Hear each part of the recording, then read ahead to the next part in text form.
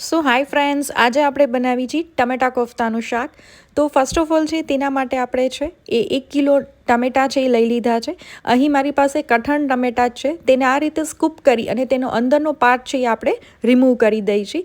અને આવી રીતે છે 1 કિલો ટમેટાને આપણે સ્કૂપ કરી નાખ્યા છે.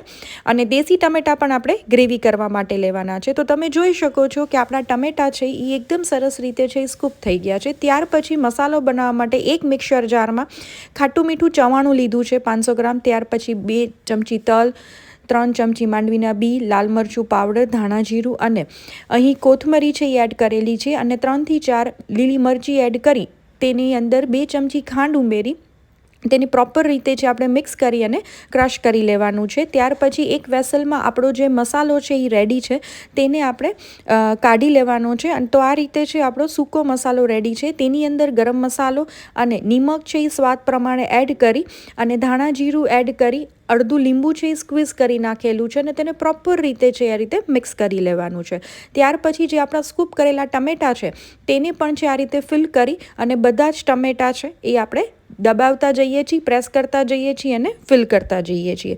તો આપણા ટમેટા છે એ પણ પ્રોપર રીતે છે એ ફિલ થઈ ગયા છે. અને આ મસાલો છે એ આપણે સાઈડમાં રાખી દઈશું. ત્યાર પછી આ ટમેટાને છે મિનિમમ 10 થી 12 મિનિટ ફૂલ ફ્લેમ ઉપર આપણે સ્ટીમ કરી છે. ત્યાર પછી એક મિક્સર જારમાં આદું, લીલું લસણ, લીલી મરચી અને ટમેટાની પ્યુરી કરી લઈ છીએ અને તેને છે એ આપણે મિક્સ કરી લઈ છીએ. ત્યાર પછી એક મોટા વેસલમાં અરાઉન્ડ 2 મોટા કપ તેલ અને તેલ ગરમ થાય ત્યાર પછી રાઈ, જીરું, હિંગ અને હળદર એડ કરી તેની અંદર છે લીલી ડુંગળી અને લીલું લસણ છે એ મેં લીધેલું છું તે પણ આપણે એડ કરી દઈએ છીએ અને આને પ્રોપર રીતે છે એ મિક્સ કરી લઈએ છીએ. બધી વસ્તુ સતળાય ત્યાર પછી છે આપણે તેની અંદર છે નિમક આપણે એડ કરવાનું છે અને નિમક એડ થઈ ગયા પછી તેની અંદર પિંચ ઓફ ગરમ મસાલો એડ કરી તેને હલાવી દઈએ છીએ. ત્યારબાદ ટમેટાની પ્યુરીને આપણે એડ કરી અને તેને પણ પ્રોપર રીતે મિક્સ કરી દઈએ છીએ અને તેને ચડવા દઈએ છીએ. ત્યાર પછી 2 થી 1.5 ચમચી જેટલું છે કાશ્મીરી લાલ મરચું મેં એડ કરેલું છે. અને ત્યાર પછી અહીં મેં અડધો લીટર પાણી છે એ ગરમ કરવા રાખેલું હતું તેને પણ આપણે એડ કરી જે વધારાનો મસાલો હતો તેને આ સ્ટેજે આપણે એડ કરતું જવાનું છે અને હલાવતા જવાનું છે જેથી એમાં કોઈ પણ જાતના લમ્સ ના રહે.